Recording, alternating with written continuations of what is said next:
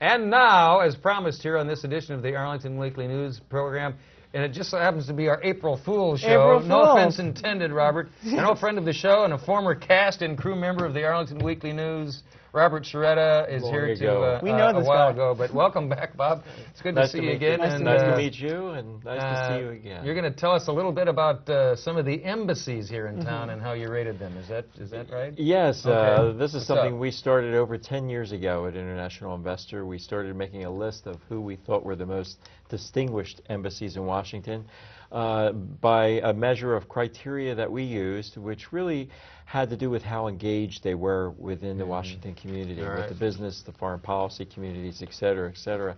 At first, we just did it informally. We just announced it on our own television show. But about the last 4 years ago, we started to formalize it into a real event. And this year, we're holding it on Friday, April 2nd, in the afternoon at the Arts Club of Washington. So we already have about 40 embassies signed up that will be attending the event. Now you have a list of criteria. You want to run down the criteria? That you have 3 of them, right? Yeah, everyone asks, and of course the embassies most of all. Important. Yeah, we do a matrix. I actually have an international panel of judges. The only veto power that I have on them is they can't vote for their own countries. All right. But we assemble it according to the first criteria is simply whether they have events at their own embassies or co-sponsor events elsewhere. I should say we give special allowances for the very small and tiny nations and embassies because they don't have the resources don't have a lot of room to fight with, have on the parking. marketplace with all the others. So very quickly, the second criteria is how engaged they are in the community. We're out and about to about 200 events each year. We see how much the embassy staff gets out and about as well. And the third criteria is, are they accessible to the media like ourselves and others who approach them and say, listen, do you want to tell the story about your embassy? But this event will be held again on Friday. We'll be announcing the top 10 embassies. I can't reveal them right now. Can't. No, you're not going to give us a tease. Everybody asks. Friday, what's the date again? April the 2nd. April 2nd. April 2nd. Oh, coming up here in just a couple of days. And were you pretty surprised with the results? We always are, because when you review them, you see that there really isn't a set patterns. It'll change according to the embassy staffs, and that changes by administrations. And very often nations come from behind and who were never active before, and now they're very active. And some that were active suddenly slip and are lost on the marketplace, if you will, of ideas. So we think it has a lot to do with the energy of the personnel in the embassies and who's leading them.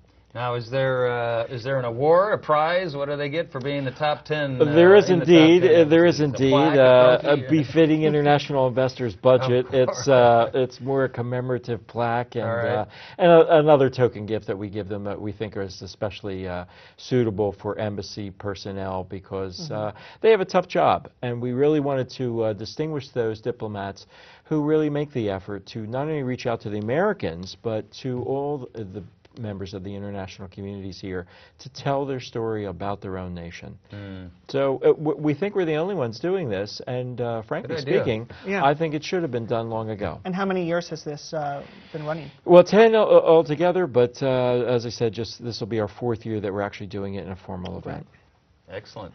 Now, do you want to give us a quick plug here for International Investor? It's seen when? And well, International Investor is seen here in Arlington. I believe it's every Monday night, but we're about to end the show. So the only thing I'll tell you is, following this, we will be announcing the worst 10 embassies in Washington That's as not well. a big tune for that one. Yeah. All so right. I'll keep you informed. Interesting. Great. Sounds like fun. Well, thanks for joining us, Thank Bob, you so and come much. back and see Thanks us for again having me. anytime. Good You're to always see you welcome. guys. All right.